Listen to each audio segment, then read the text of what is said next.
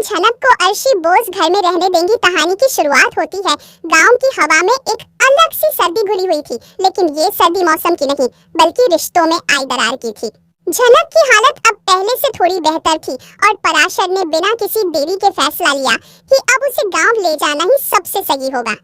अस्पताल से छुट्टी मिलते ही वो झनक को गांव ले आया। झनक थोड़ी सहमी हुई थी, पर पराशर के भरोसे ने उसमें नई ताकत भर दी थी। जैसे ही गांव के किनारे फेमिलियर रास्तों से उसकी एम्बुलेंस गुजरी, झनक की आंखों में पुरानी यादें तैर गई, कुछ कड़वी कुछ मीठी। गांव में जैसे ही झनक का कदम पड़ा, पराशर ने उसके स्वागत में कोई कसर नहीं छोड़ी। उसने फूलों की थाल सजाई, द्वार पर रंगोली बनवाई और पूरे गांव को बुलाकर झनक का भव्य गृह प्रवेश करवाया। लोगों की आंखों में फिर से वही सम्मान था जो कभी अर्शी की साजिशों ने छीन लिया था।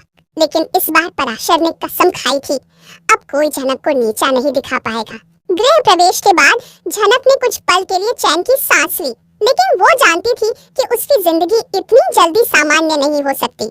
जैसे ही पराशर उसे कमरे में ले गया, झनक की आंखें उसकी ओर सवाल से भर गईं। पराशर भैया अनिरुद्ध जी नहीं आए। उसकी आवाज धीमी थी, लेकिन उसकी बेचैनी साफ थी।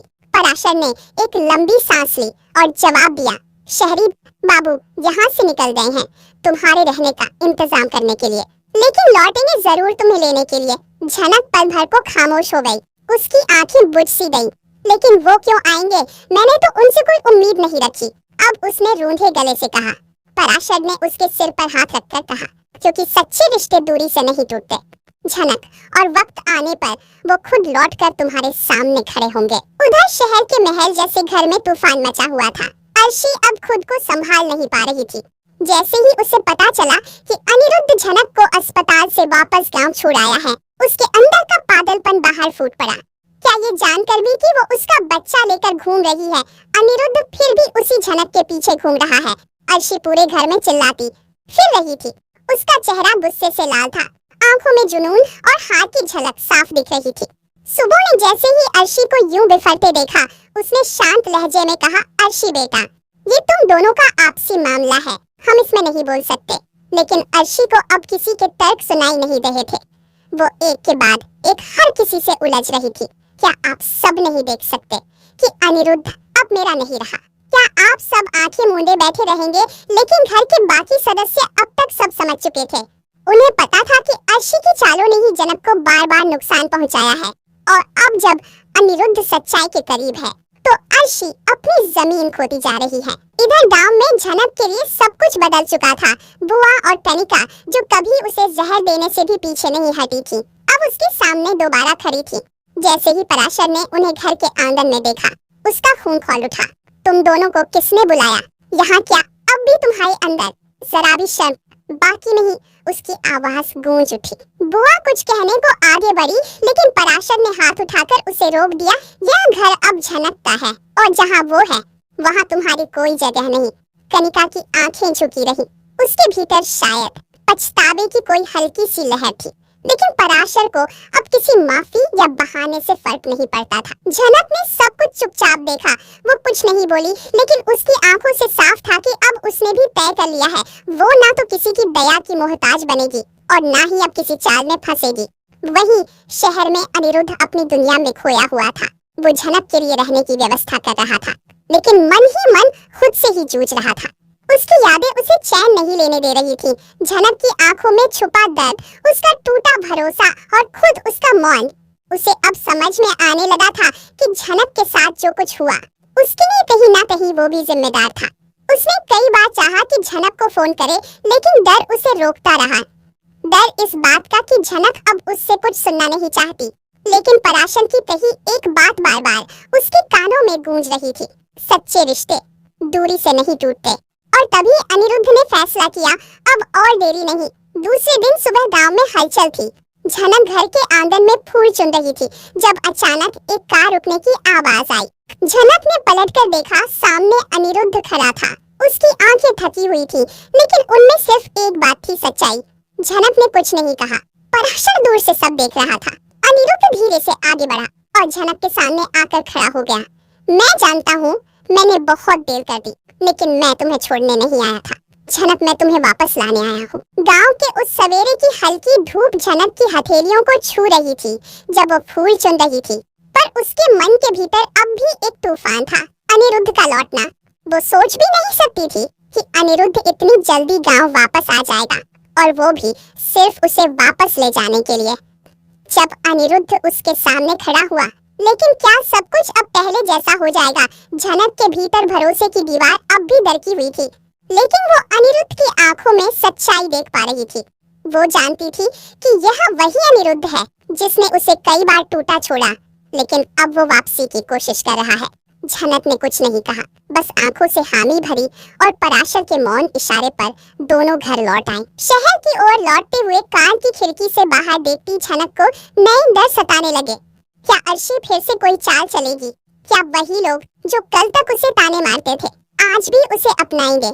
लेकिन इस बार उसके साथ अनिरुद्ध था, जो अब सिर्फ साथ देने नहीं बल्कि उसके लिए लड़ने को भी तैयार था। जैसे ही अनिरुद्ध और झनक घर पहुंचे, पूरे घर में सन्नाटा छा गया। सबसे पहले सामने आई अर्शी, गुस्से और अपमान की आग से जलती हुई। उसकी आंखों में बेताबी थी, चेहरा तमतमाया हुआ। उसने झनक को देखते ही ताना मारा, क्या अब यही औरत हमारे घर में रहने आएगी? अनिरुद्ध ने शांत पर सख्त आवाज में जवाब दिया, हाँ, ये वही औरत है जो तुम्हारी हर साजिश के बावजूद आज भी मेरे साथ खड़ी है, और अब ये इस घर की जिम्मेदारी है, मेरी जिम्मेदारी है। अर्शी बिफर पड़ी, मैं झनक को इस घर में रहने नहीं दूंगी। इसका इस घर में कोई हक नहीं। झनक चुपचाप खड़ी थी, लेकिन अनिरुद्ध का चेहरा अब गुस्से से तमतमा उठा। उसने एक कदम आगे बढ़कर कहा, तू मोटे कौन वो रोकने वाली अर्शी? ये मेरा घर है और मेरे घर में कौन रहेगा और कौन नहीं, ये मैं तय करूंगा। अर्शी चीखी, लेकिन मैं इस घर की बहू हूँ। अनिरुद्ध ने ठंडी हंसी के साथ कहा, तुम सिर्फ नाम की बहू हो, लेकिन झनक ने इस घर के लिए जितना सहा है उतना तुमने कभी सोच भी नहीं सकती। अब अगर तुम चाहो तो यहाँ रह सकती हो, लेकिन शर्त यही है कि इस घर में झनक का अपमान नहीं होगा। अर्शी कुछ पल के लिए सन्न रह गई। सबके सामने उसका अपमान हुआ था और वो इसे बर्दाश्त नहीं कर पा रही थी, लेकिन अनिरुद्ध अब रुकने के मूड में नहीं था। उसने झनक का हाथ थामा और उसे घर के अंदर लेकर चला गया। झनक की आंखें भर आईं, लेकिन इस बार ये आंसू दर्द के नहीं, अपनापन पाने के थे। वो जानती थी कि लड़ाई अभी खत्म नहीं हुई, लेकिन अब वो अकेली नहीं थी। उसके साथ अब उसका परिवार था, वो परिवार जो उसे अब असली सम्मान के साथ स्वीकार कर रहा था। लेकिन दूसरी ओर अर्शी अपने कमरे में जाकर बुरी तरह रो पड़ी। उसकी हार उसे अंदर तक तोड़ रही थी। उसने फोन उठाया और अपने पिता से कहा, पापा, अब मुझे आपकी मदद चाहिए। अनिरुद्ध को झनक से अलग करना होगा, वरना मैं सब कुछ हार जाऊंगी। पिता ने ठंडी आवाज में कहा, अर्शी, अब जो करना है वो कानूनी रास्ते से करना होगा, और अगर जरूरत पड़ी तो उस झनक को दोबारा इस घर से बाहर निकालना ही पड़ेगा। इस कहानी का मोड़ अब और भी गहरा होने वाला है। एक और झनक और अनिरुद्ध की टूटी कड़ियों को जोड़ने की कोशिशें चल रही हैं, तो दूसरी ओर अर्शी और उसके पिता एक नई चाल बुन रहे हैं। क्या झनक दोबारा अपने प्यार और सम्मान को कायम रख पाएगी, या अर्शी की यह साजिश एक बार फिर उसे तोड़ देगी? अनिरुद्ध ने पूरे घर में सबके सामने झनक को परिचित कराया। सुबह दादी और बाकी परिवारजन थोड़े असमंजस में थे, लेकिन पराशर के फोन पर पहले ही बात हो चुकी थी। सुबह ने आगे बढ़कर झनक का स्वागत किया और कहा, जो भी हुआ हम सब जानते हैं। अब अगर अनिरुद्ध ने फैसला लिया है तो हम सब उसका साथ देंगे। दादी भी आई, उन्होंने झनक को देखा और उसकी आंखों में वह सच्चाई देखी जो शायद आज तक किसी ने नहीं देखी थी।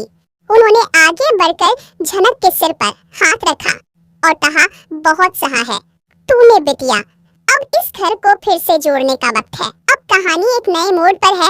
अर्शी की साजिशें उजागर हो चुकी हैं, झनक फिर से मजबूत बनकर उभरी है और अनिरुद्ध ने अपने रिश्ते को फिर से थामने की कसम खाई है। लेकिन क्या सब इतना आसान होगा? क्या अर्शी इतनी जल्दी हार मान लेगी? और क्या झनक फिर से अपने टूटे दिल को जोड़ पाएगी? जानने के लिए जुड़ रही है हमारे साथ।